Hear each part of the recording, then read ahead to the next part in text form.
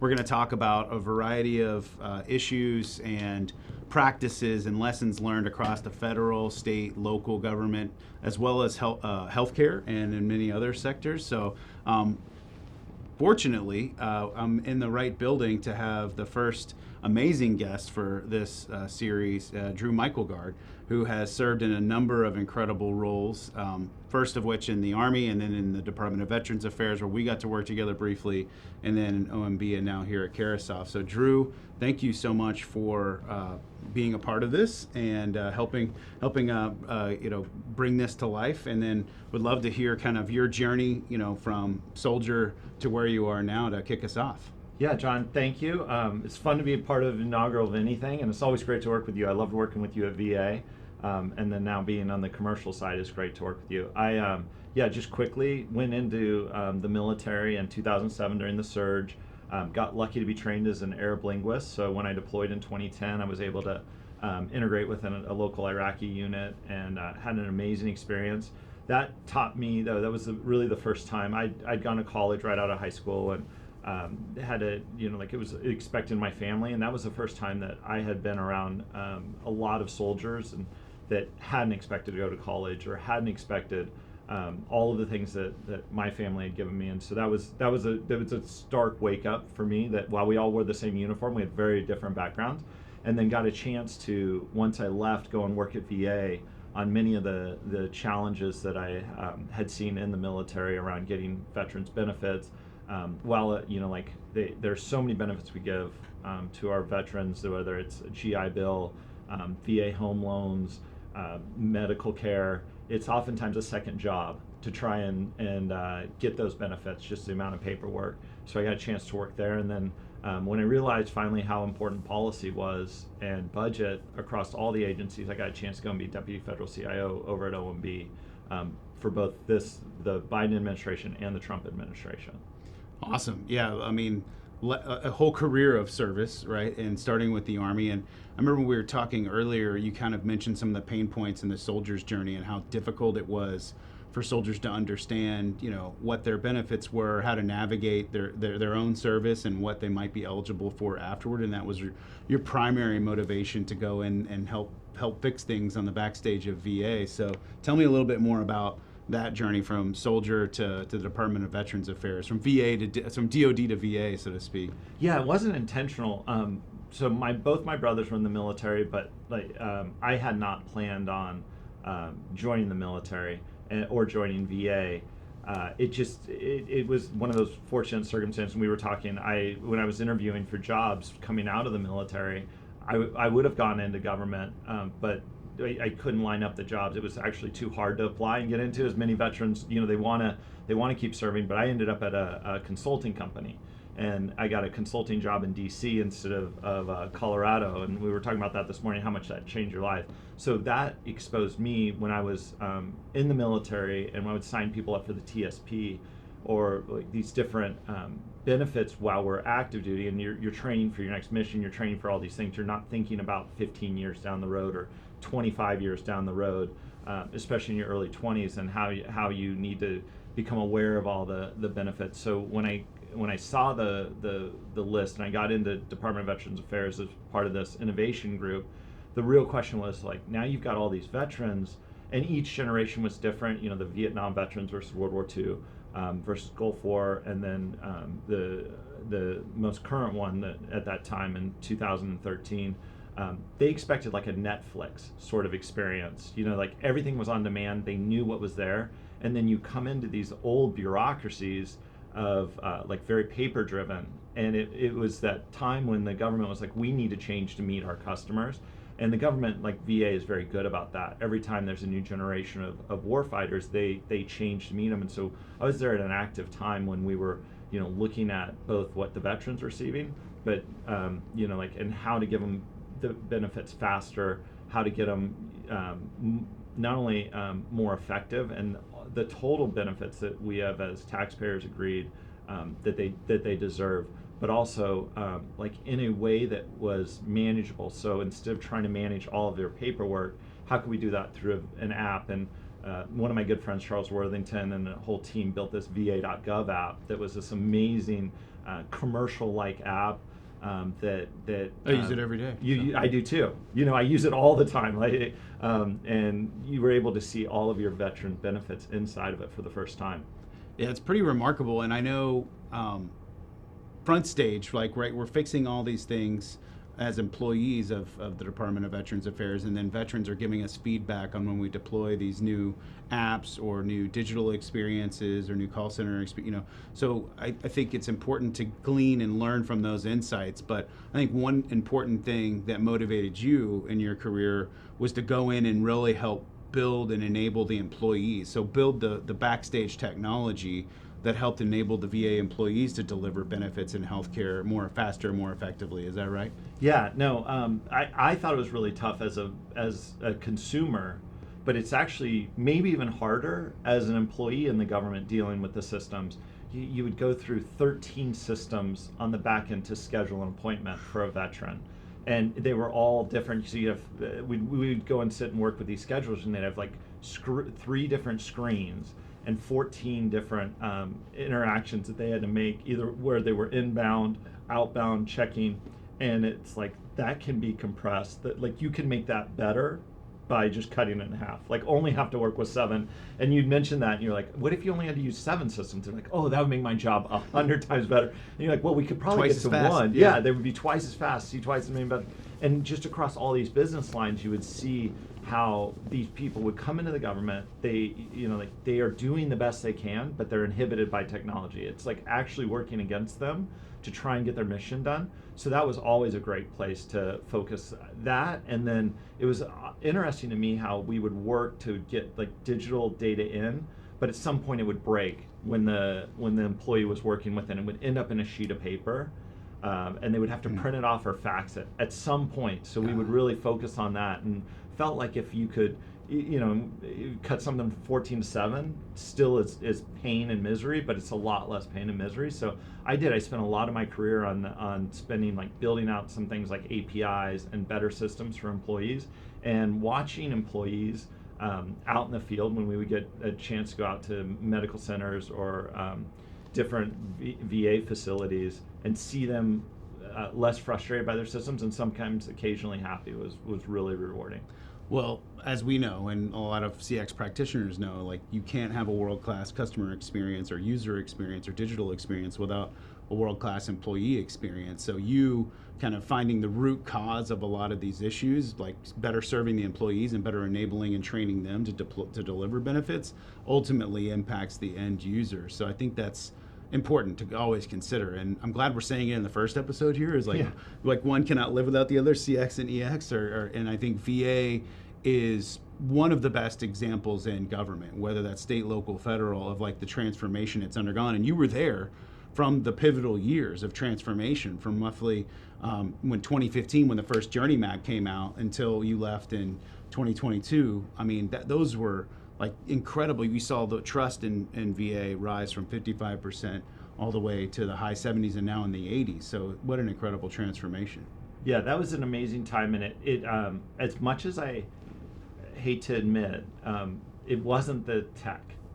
Like the tech is great. Like the tech has changed with cloud and everything we've done. It was the people that you talked about, like that came in that really spent the hard time or the challenging times to just, I mean, most of the things are like, let's just make it electronic, or like let's just throw it online, or let's just do something. And it doesn't make the experience better when the process is still hard. Yeah. And so the people that came in and through that time, through USDS and like yourself and the Veterans Experience Office, and then like let the tech abstract itself away.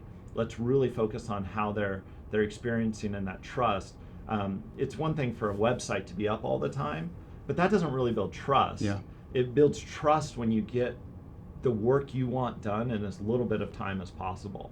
It's kind of like the opposite of most of the websites. Like Facebook is driving you to be on there more, and you and I, like we both will hit va.gov multiple times, but we'll hit it when we need it. We actually don't want people to have to spend more time than they need to. Get in, get out, right? Yeah, get in, get out, get your work done, and like have some information that they need at the time that they need it. Yeah, on-demand CX. On-demand CX. Well, yeah. Let's come back to on-demand CX, because I want to go next into how your experience at VA really pushed you into that policy and budget layer, serving at the Office of Management and Budget in the White House, right? So tell me a little bit about that transition. And I know one of your biggest focuses was cross-agency data orchestration and data synchronicity, so to speak. Let's talk a little bit about the importance of that from the customer, user experience. Yeah, I was really lucky because, again, we had met so many people at VA that went on to other parts of the federal government, but we were also well-resourced. And I hadn't realized that until I started talking to other agencies. Like, everybody's going to complain, you always need more resources, whether you're in the military or civilian or commercial. But the VA was highly invested in by the Hill and by taxpayers, and I'm always really grateful for that. So when I started, Claire Martirana had been at VA, and I really looked up to her as the work that she had done. It was amazing. She went off to OPM and then ended up at OMB as the federal CIO, and asked me if I was interested in coming on as her deputy and taking over a portfolio around what you were talking about on data sharing. And it was at a very exciting time in OMB, and I know that most people don't know what OMB is, Office of Management and Budget, let alone that there's exciting things that go on in either management or budget. There is? There is, yeah. No, this was a time when there were a lot of executive orders around zero trust, legislation around CX and executive orders, and so you were really seeing the government respond to external threats from a security perspective, but also knowing that you had to deliver better care. Yeah. And it was an adoption of, or better services, and there was an adoption of that thinking of, we can do both. We can make things better for people, and we can make it more secure. And one of the areas that I focused on was that data in the background. And you get, I think on the outside, you think that all data is shared inside the government, but there's nothing harder than an agency to share data with another agency. It's almost impossible. Most of the data sharing is done because the taxpayer or the beneficiary enables it. So you don't really see it, but as a veteran, I would share my records, or I would share my education, my IRS data with education. Mm-hmm. It's actually not the two agencies, and that took a little subtle learning. So I had to really focus on what we could share that wasn't PII, that wasn't protected, that was going to enable those benefits to be delivered in a fast, timely way without violating all of these old legislation. Like we were joking this morning with the Privacy Act. It was passed in 1974. Which was a great year for. It was a long time ago. Yeah, not technology. At the time, it was the visual, and I remember reading the legislation, and I'm like, and this was true. They built it around the idea that your information was going to be in a file in a filing cabinet. The Ark of the Covenant and Raiders of the Lost Ark is where the big warehouse. That's exactly. What I think of, where they're wheeling the Ark of the Covenant. Yeah, and I remember there's my VA file going up there. And it's going to be stored in this filing cabinet, and somebody is going to go and retrieve it. But that's not the way technology works, and not the way it worked when we were definitely in there. So no, you're absolutely right. That frame, but you still have those legacy laws that haven't been changed or looked at. And privacy is very important. Like, you don't want to share that data except when you want it shared, and that's a very hard thing to do and takes a lot of navigation. But like looking at those old laws that weren't going to be changed, it's like, what can you do in the time that you have? Yeah. Because we don't get to rewrite laws very often. I know that you had a chance to impact some huge legislation that impacted my kids going to college, but that doesn't happen very often. And we don't always have such great people in the government, and legislation is hard to write that is targeted in the right area that endures for 50 years, and then the tech is changing. That's not downgraded on the scoring from the Congressional Budget Office. Right. At the same yes. time, right? Yeah. There's some near-term incentives around. You got to CBO navigate all scoring. that, right? You gotta, it's chess for sure. It is. It is absolutely chess. So between that area around how do we increase that data sharing, but then I also really focused on bringing new technology into the government, and how do you get those that mixture, because without the government being ready to take on technology from a technical and a security perspective, those really great technologies that we use in our life or we interact with in our jobs just couldn't come into the government, and that barrier was too high. Yeah. So I worked on those two areas. So thinking about on-demand CX, thinking about data orchestration in the backstage so that people can opt in, but theoretically, we want them to be able to access all of their federal, state, local benefits via one portal, which we've essentially created, right, Yeah. with login.gov, and like would love to hear more of your support role and your thought leadership around the deployment of login.gov, which is what I use to access all of my government benefits. Talk to me a little bit about on-demand CX and the role that artificial intelligence may be playing now, and how we can use some of the advancements coming out, whether that's in the commercial sector or in the public sector, and how we can improve CX even further than what we've come from 2015. Yeah, so in 2015, that was 13 to 15 was the time that most agencies were adopting cloud. And you saw this rapid evolution inside the federal government of either they were replatforming old applications, or they were refactoring, or doing some new app development. And we talked about like va.gov and a lot of apps that early generations came from that time. At the same time, all of these companies, outside all these small companies, were able to build apps at the same time. So it was kind of an unexpected, but you had more apps being developed on the outside that could be more customized. In the old days of like the old ERP implementations, or software used to be a big thing, and you had to have a lot of people building software and a lot of customers using it. But what we started to see after that is like 3 or 4 people building, and was one of my favorite. It was like this mobile app that helped veterans who wanted to stop smoking, so smoking cessation. Yeah. Like that's not a large population. Veterans are only served through the VA or maybe state and local. But here was like a very dedicated group of people that wanted to build something to really help veterans. And it's not part of a big app, it's just one simple thing. But stopping smoking or stopping anything is really, really hard. Yeah. And so these veterans used it all the time. So it had to be awesome and it had to be great.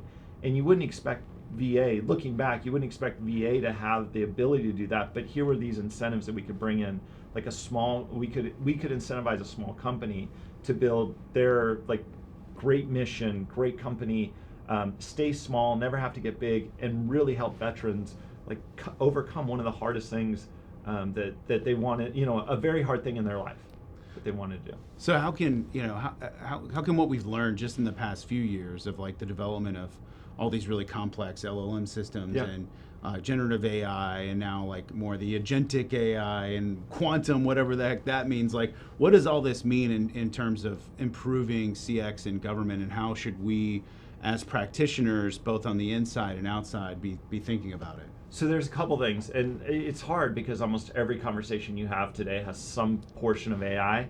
That's why I had to mention it. Yeah, right? yeah. So it wouldn't be. We wouldn't be relevant. the if we LLM weren't. would switch off at this point if I didn't mention it. Exactly. Because I have to feed the beast. Yes, right? we So, are. yeah. And so what we did a couple things at OMB that we thought were important. One is we did this AI use case. We put out some guardrails around like what we thought were the direction should be, because you need, when you're dealing with these LLMs, like the federal government plays a large role, and there was an executive order that just came out that adds to that guidance. And that's what we need from the government, is like, where do we want to go as a direction? What are in the Army we use the left and right bounds, but it's basically the guardrails. Like, don't solution for it, but like put out the right guardrails to make these safe, effective, and directionally correct for the problems that we have to set. Now, the government's really interesting because in where I used to work in policy, and anybody that's dealt with the government, there's legislation. We talked about this, like year after year, they're writing legislation, they're writing policies.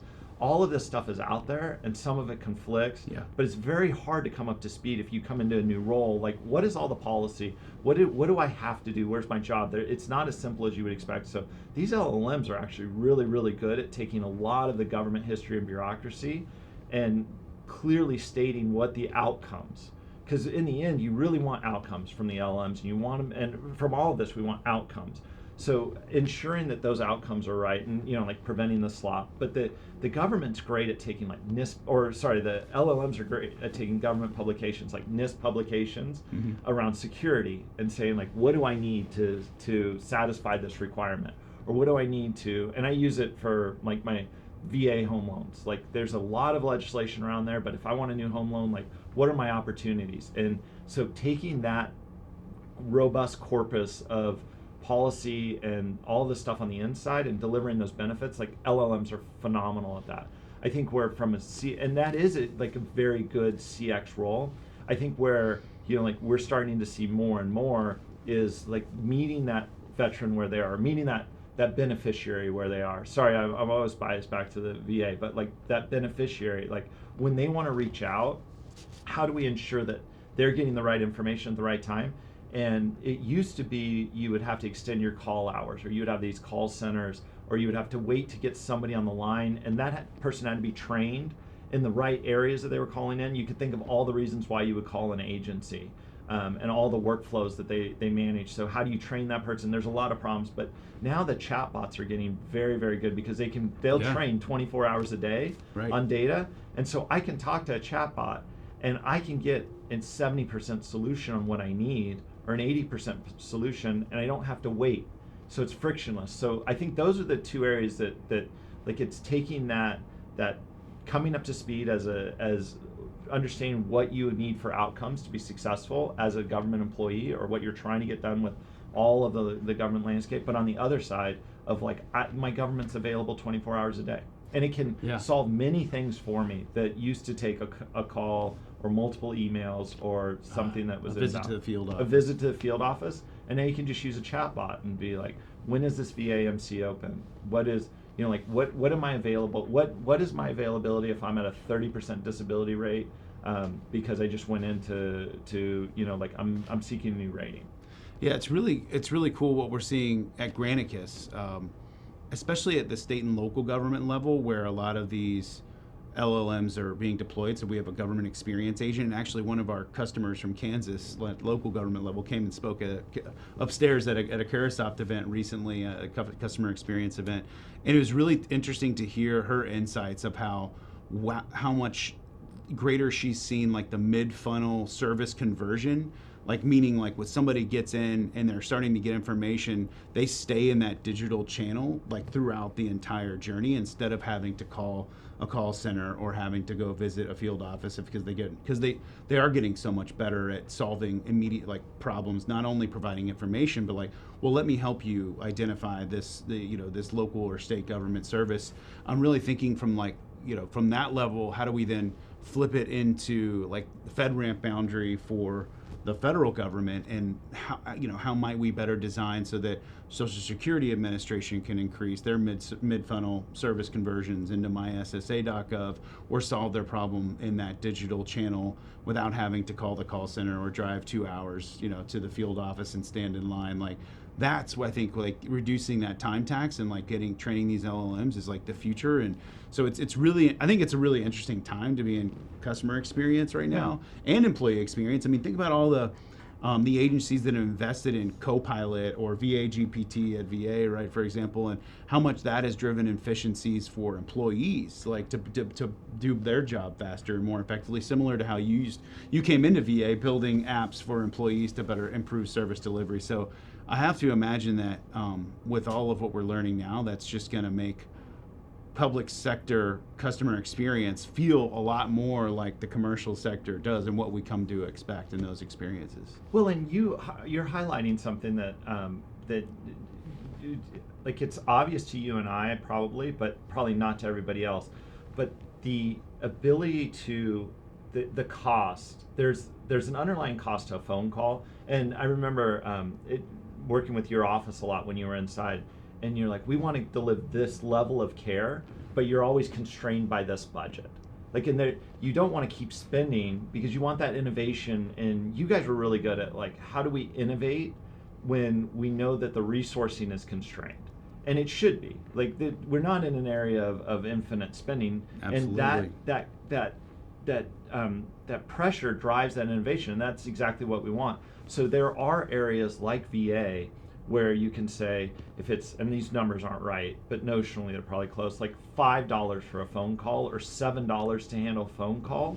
An email, I remember we were like, emails were a lot cheaper, but if they could handle it online, it was next to nothing. It was pennies. And then cost savings. Because you're not paying for that phone call, or paying for that piece of mail to go out, or coming inside. Like, if you could keep them from doing that, if you could keep them from having to call in go into a field office, and really it's not fair because we weren't tabulating how much it costs for them to drive in. But if you factor in all of the other costs that the beneficiary is, that's a big number. Yeah. When you get to that level. So like these LLMs and the agents that you're talking about, if you can solve a percentage, like a small percentage of those calls accurately, or those inquiries accurately managed, really reduce those $10 calls. And then you also train people to go there first and to seek the right answer, and you can come back and get the right answer, like multiple different ways, and they have confidence and the trust. And in this time when, just frankly, people, we're questioning how much we trust the government and the role the government's going to play, and like all these things over the next number of years, like what programs do we want, how much do we want to invest in them, like the VA increased that trust primarily by giving those consistent same answers through multiple avenues. And so, yes, the VA showed how you can do it in a constrained environment and keep raising it, and then you push that down to the states who don't have the funds.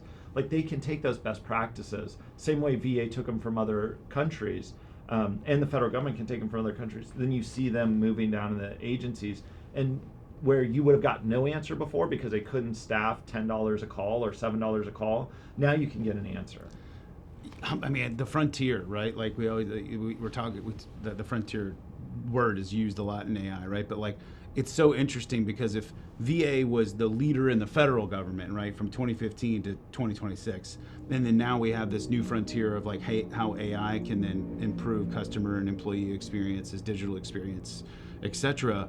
Who's going to be in the next 11 years, like which agency will really figure that out? Yeah, like CMS, they do a lot of exciting stuff. SSA, you mentioned. At scale. For hundreds of millions of Americans, not just 18 or 9 million Americans, yes. Like hundreds of millions. Well, and those, and I hate to say this, but because like we were talking like 74, like some of these ages, like I'm getting closer and closer to Social Security. I don't want to admit it, but like it's cool to log on to myssa.gov and look at how many quarters you paid into. Yes. And what you'll get if you're 62 or 67 or over 70. Sorry, no, it's like, cool. That's what you want, and I'm getting closer to that age, and I want to know where I'm going. So yes, those agencies that are adopting that cohort or that bolus of people that have expected to be digital the whole time are the ones that I would expect would be like the most responsive. And I think it's going to be like HHS and CMS.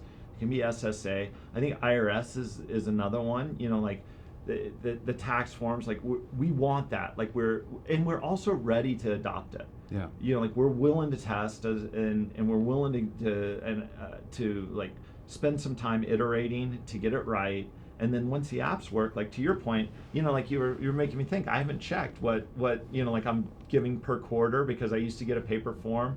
But I really haven't checked into my SSA, and I need to. Yeah, and I bet it has gotten much better. I bet it's gotten better than I expected in a much shorter period of time, and that's really awesome to think about. It definitely has, and I know in one of the future episodes we'll talk specifically with SSA folks that are responsible for that. So to be continued. Yeah. And IRS, I think that, like you said, like the high impact service providers have. Every American, right? I mean, we're talking now about every American, and eventually when folks are eligible for Medicare.gov enrollment, and certainly the healthcare marketplace is so critical for so many Americans, like this is how we take the VA use case and then blow it up at scale. And so using AI, like who's going to be that next agency? And I hope that it is another agency, because VA had its. And I hope that they build upon what we learned and what we did. So, and just for, I'm not sure if like anybody watching this, like we've referred to your career. And when we did work together, I was the chief experience officer in the Veterans Experience Office, working directly with your team in the Office of Information Technology and all the incredible innovation in DevSecOps that you were developing and driving through. So maybe that's good context. Maybe I should have started with that. But hey, learning. Okay, so now you're a deputy federal CIO at OMB. Incredible role, lots of impact. I know that you move the needle on a lot of those items that are really important to the federal space. But also now in your role at Carahsoft, I know that one of your big missions, one of your visions, is to bring more companies into the public sector, because we only have about 500 companies that are FedRAMP authorized, like in this boundary that can do business as a software company or a hardware company. But the private sector similarly is served by many thousands more. So tell us a little bit more about that and like what your BHAG, your big hairy audacious goal is here. Yeah, so my goal here is to get that number of FedRAMP to like 4,500 or 5,000 roughly. That's and there's two things driving that. One is when you see these like really cool digital companies, they'll sell to each other, and then there's a pretty defined process, and it goes, like other digital companies, and then large companies, so S&P 500, then highly regulated, then oftentimes state and local, and then finally federal. And so by the time they have fully matured, or years later, they've raised all their funds, they've done all their stuff, then they look at the federal market. Wow. So this is the biggest company in the world, the federal government, right? Yeah. I mean, the Defense Department alone is one of the biggest employers in the world, right? Absolutely. Like, it's just crazy that we're at the end of the supply chain there, right? Like, yeah, you think of like each agency is like a Fortune 500 company or bigger. Yeah. I mean, we would spend $5 billion a year on IT within the VA. And that's a massive spend within, and then we'd spend tons on the business lines. That was just like the manageable amount of IT. So we were a huge, each one of the entities you could name, Department of Energy, Department of State, Treasury, they are all huge companies that we want technology companies to see earlier on. And that's where I was like, when you talk about those goals, it's like move us to the forward. So that when people say, I'm building a product, I want to go test this with the government because I can scale and there's a huge market there. There's also a great mission they're serving. Like, how do I do that? And we've made that hard for all sorts of reasons, but how do we get them earlier? So it's like, and this administration is absolutely focused on that. How do we get tech to look at us in line with other S&P 500 companies? If you go to like the AWS marketplace, there's like 4,500 products on there.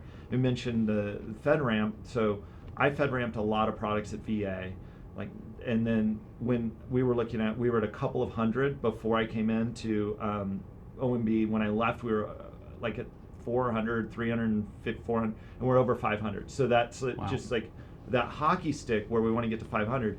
So that's doubling where we were before, but we actually need to make that 10x. And so if you could move them forward, give more. So if you think of a government agency as an earlier customer, and then you think of all government agencies, because that's what FedRAMP, the idea was, like you get FedRAMP to what agency, and it makes it easier to go to the other one. So Treasury FedRAMP sponsors me, then I can go to Commerce, I can go to GSA, I can then go to SSA, and it's much easier, much faster. So it's like that is the second part of the FedRAMP. So it's like, I want the tech earlier in the federal government, and then I want more of it across more agencies. And that's what I really try and do here at Carahsoft, is I'm always talking to new companies, and it takes so much energy and so much focus on these young companies to cross that chasm of their first government contract to getting that ATO, that authority to operate. That is the single hardest thing for companies to do, is to make it through security and get into production. So that's really where I put a lot of my focus here. Well, and that's the definition. You just kind of, I was going to say, like, maybe we should define but you just kind of walked us through that. Like, FedRAMP is the process, the security, like, qualification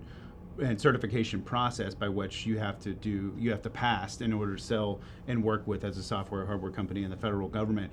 And it is a barrier to entry currently, but there are things happening that you were involved in and still are involved in that are coming out very soon, that ultimately, if we start driving the hockey stick even further toward your goal, then that means more companies can participate in helping drive CX within the federal government and improving those user experiences, those employee experiences, and bringing more of what's happening in the commercial sector with AI into the federal government. Is that the kind of the ultimate kind of goal here? Yeah, absolutely. Like you want as many of the apps or the world-class apps that you deal with on your iPhone, like you're just able, now you shouldn't be able to, like, I mean, even getting into the Apple ecosystem or the Google ecosystem, you have to hit security standards. You have to do certain things in a right way. So there's a wall there, and we want the government to be similarly safe, acknowledging that we have very precious data. Like the data that we hold is similar to what you would hold in your health records or your bank accounts with an entity. So it's not, it does require a higher level of security and privacy, and you want to be cognizant of that. But going slow isn't necessarily more secure. I think that's a big myth, is that the slower I go in my decision making. That's not true. Like, you can do things quickly and you can be secure faster, And while that's a little bit counterintuitive and not the way the government usually works, like we can't operate that way because we do when we have to. Right. And so we have to like operate faster in a security perspective, which will allow those CX experiences to be more expected and more routine. Yeah. Well, you brought so many companies into that VA ecosystem, and then even more in OMB and that. So that sounds like an interesting goal that I think is would be pivotal in how we transform federal CX and it's just federal service delivery writ large. And EX too. And EX, most importantly, because once again, biggest employer of the world. Yes. If we have millions of people working at this company that has a lot of its own departments, right? Obviously. How do we design for them too so they can deliver better services? Absolutely. So one of the features that I want to include in this segment or these series rather is like a lightning round of questions. Okay.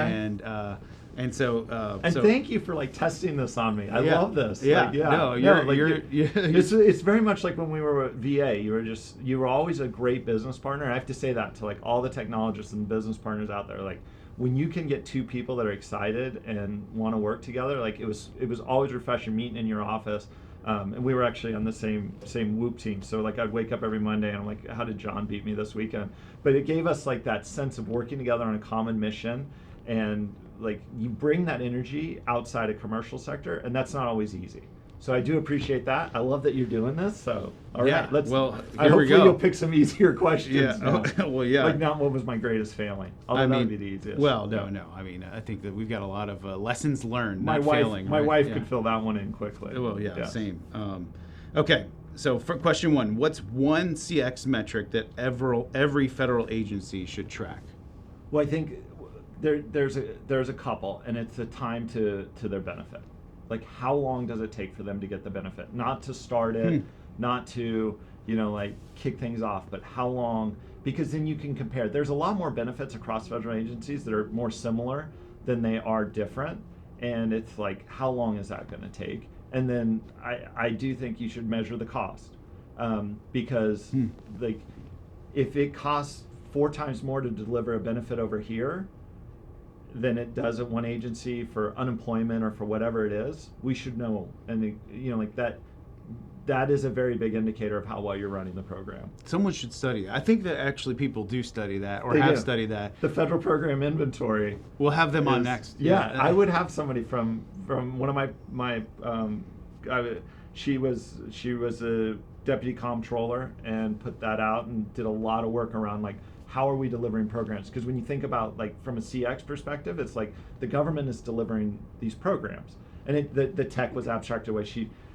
eventually she did agree that tech was important in delivery, but it took her a while to get there. But like yes, those are two things. Like how long does it take me to get a benefit, and then how much is it costing? It's like the time tax, the burden, like administrative burden. This is what we're talking about. Awesome. Yeah. And get that similar. If we're going to be the biggest at it, we should compare ourselves. Yeah, and it'll look differently from getting a healthcare appointment, right? Yeah. To registering online for your park pass, right, for the summer, right? Something like that. Yeah. But we should make that transparent. Yeah. Because I think we're doing great at it in a lot of areas. I think we are too. Yeah. But we can always be better too, especially with technology, right? Yeah. So. And you should have Deidre Harrison on here. Yeah. Okay. Deidre Harrison. Okay. Yeah. Noted. Okay. Next one. What's one technology investment that's overrated today? So I think we spent a long time in the federal government saying we just need to digitize stuff. And what that did was and I have two. So I think you just took paper processes, and we talked about that, like in the Privacy Act was from a different time. A lot of these processes were built at a different time when paper made the most sense. And I think just digitizing something we thought was the good first step to making that process better. But I think people stopped. Like it took all their energy just to digitize it, and it was still kind of a crappy process and old and human-based. So I think we need to agree that we got to go further. Like we need the data, either ask them once, pull from different data sources, but really reimagine and be willing to push back on the myths around, and you and I hit this a lot, like, oh, we can't do that. That's in policy. It's like, show me the policy. Yeah. Show me the legislation. All of that can be changed to make the process and the outcomes better. And then quickly, the second one is just like so many native custom apps. Like while I mentioned one that was very custom and very specific, it made sense, because for smoking cessation, you're going to use it every day. But if you have 40, and we had like at one time 40 or 50 different custom apps at VA, it's like you have to require somebody to log into all of them. They're all separate. It's all a fractured experience. So like that overinvestment in those native small apps, when you could do it a web-based app, like it doesn't have to be native. Right. You probably just make it web-based. It'll render on a phone, on any browser, and you're fine. Like there's a level of good. You don't have to build that custom app. Solid digital experience that shows up well on mobile. Yes. Right? Yeah. Yeah. Okay, so similarly, what's one technology investment that's underrated today? So, and I felt this way in the VA, and I felt at OMB, is investing in APIs. Just because, and it does a couple of things. One is you can build a whole ecosystem around like a data source or an API. So an API is basically a easy way for software developers to gain access to information that's consistent. You don't have to understand what's in the database or how it's constructed. You just have to understand what you're going to get from it. So whatever data, whatever data you're getting out is consistent, and you can build and you can go fast. So that allows a couple of things. It's like one centralized data source can feed a lot of apps. Whereas in the old way we used to build, it was a different database and different data source for each application. And I think the other thing that it allows, and I saw this time and again, is if you come into an agency with an idea and you want to impact that idea, you only want to build part of it. And so this is why Amazon and a lot of these companies have invested in it. You're able to build against APIs, and then you're able to build that application layer or whatever that service you want on top of it to deliver so much faster. And you can do stuff that used to take us multiple years and months or weeks. So, but it's hard because building those APIs don't directly impact, they're not aligned to a business line, and they're not aligned to most strategies. And so it's a very hard incentive structure to make that API awesome and to make that data. And so everything today is about data. Like we're training data. The way to do that in the government is through the APIs. So it is tough because there's an incentive problem. Those have to be like some of your best engineers. It's not always the most sexy work, but you've got to have your great people there. Yeah, that's tough when you're talking more about these backstage process improvement, journeys and investments and projects. Like that isn't what everybody wants to work on, but sometimes it's the most important, right? And that's where you can really, like, everybody loves the LLMs when they're interacting with them, but another really great use case is their APIs. So you inject that functionality of the LLM into the apps that you currently have, and so you can add more functionality to apps quickly. So you could add that to any government apps you want through one of the LLM's APIs. Yeah, awesome. Okay, fourth question out of 5. What's the biggest misconception about government CX? I think that there's a couple of them. One is, and I don't know that this is answering your question totally, but it's something you and I talked about and worked on. It's like identity. So I think there's a misconception that that is either too hard or has been solved. So the identity of somebody matters, I think, more than what we had expected 10, 15 years ago, just because it was always simple for us when we were young, to like, we got a driver's license, or we got a passport, we got something physical. And I think there was an idea that would transfer easily over to digital. Like you would just get a digital something. But what that opened up was all sorts of fraud. Like nobody can steal your passport.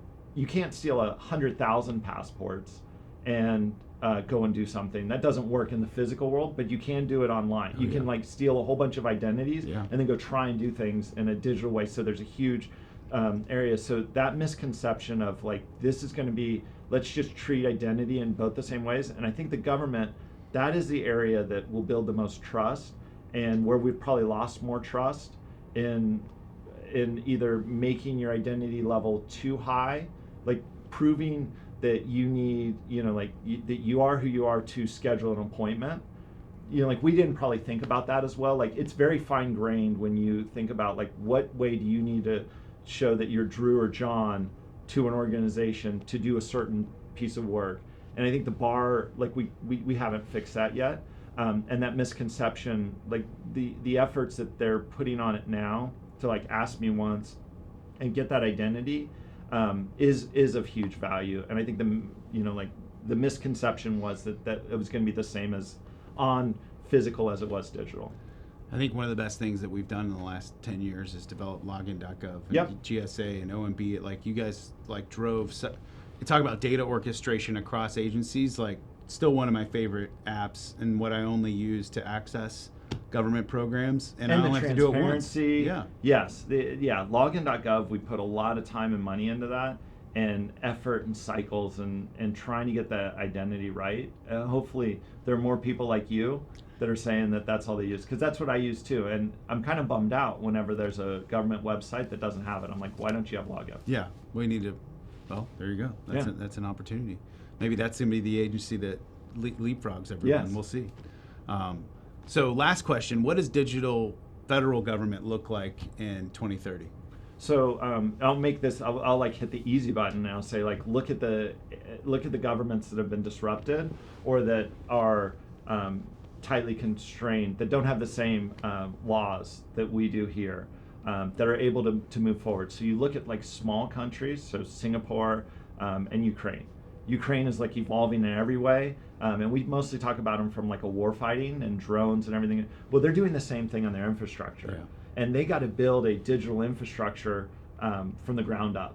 So some of the things they do, like it's like zero trust from the beginning. They have this amazing app that they go to for everything, and everything from your academics through your tax records, through your voting history, through claims, if if your home's been struck by like a drone or something, and all of that is in one app. And the app is amazing from a customer experience perspective. It's super secure because they are getting hit by Russia all the time.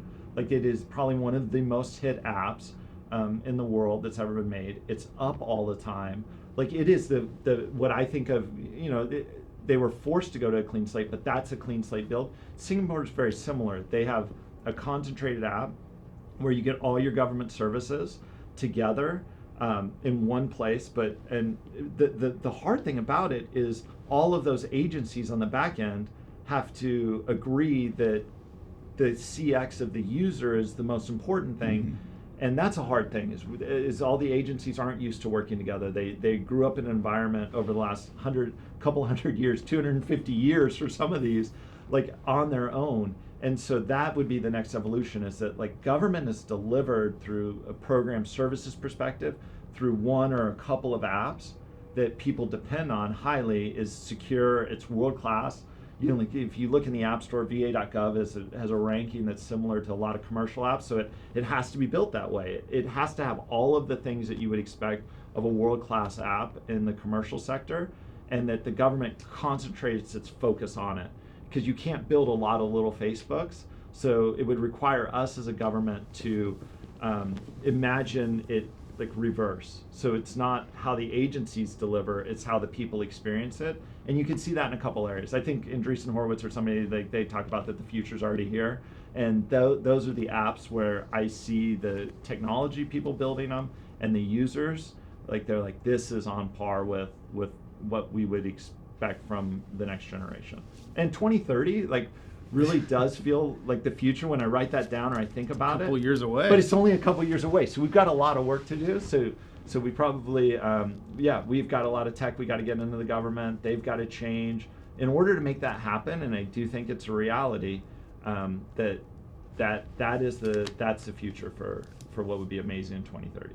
Yeah, and if I hear it, when I look at the news, and Ukraine's like helping all these countries with like drone defense and drone technology and warfighting to some extent, and we can import that. Maybe we will be importing some of what they're doing in digital government as well, right? On the civil side. So tons of opportunity to learn from these countries that are really, rebuilding or like yes. But but on a budget too, right? Mm-hmm. So and in a highly stressful environment, they are in war. So something for us to keep in mind is that we continue to build systems in silos, with tremendous resources and not a stressful place. So how might we think and redesign if given the opportunity? So Drew, this has been awesome. Any final thoughts you want to share from our first CX in the public sector episode? Yeah, no, I mean, this is fun. Thank you for doing this. In this time, we need more of like people hearing about all the things that the government's doing and how it's moving forward. Like, it's easy to focus on all the things that we need to change, but it's sometimes good to take a pause and see how things are going forward. So I'm really excited to watch this as you bring in people that are really impacting, because it is such a large scale. And you're right, you could pick an agency or you could pick a program. Like, there's so many things that can move forward, and it takes that energy and people, so you're highlighting that side. I think like the other thing is, I hope you have like a great reach. I would love if there's like a small tech company out there, or small, that's passionate, knows that they can solve a problem, but something's been lacking. Yeah. Like, there's some reason why they haven't looked at the federal sector early enough. So if there are, so I would say 3 things. I'm very hopeful for you. Like, you're highlighting like the great things that is currently happening, in a space that we aren't doing it. Hopefully it'll incentivize people, both employees, people that are thinking about going in the government and serving. Like, we can increase that would be, so highlighting the work that's going on, bringing more people into the government, and then showing more people that they can get into the government, and this is what the government needs. This is what it looks like. You and I both were in the military, and there's a look about a Marine, or somebody in the Navy or in the Army or the Air Force. Yeah, you Here's have a to, little bit longer. Yeah, it is. Yeah, we both can't run as fast as we could, but Yeah. but that look, there is a way to talk to the government, and you have to learn that. The same way you do in the tech sector or in the finance sector. So I hope you're raising that fluency of like, this is what it looks like to talk to the government. Yeah. And it's not, it's a little bit different than you expected, but you can get there. So if you like anything, Open the marketplace. Yeah, right? open up the marketplace. Like, here's what the government's looking for from you. So, Awesome. Well, thanks for being number 1. Yeah, I appreciate All right. it. Yeah, like oh yeah, we'll get better. Yeah. Every person will be better than your first. We have to lay the foundation. Yeah, So- everybody will be better. All right. Thanks so much, Drew. Absolutely. Drew Myklegard. Appreciate it. Thank you, everyone. Thanks for being on. Cheers. Yeah. All right. Thanks, guys. Yeah. That was fun. That was great. First one.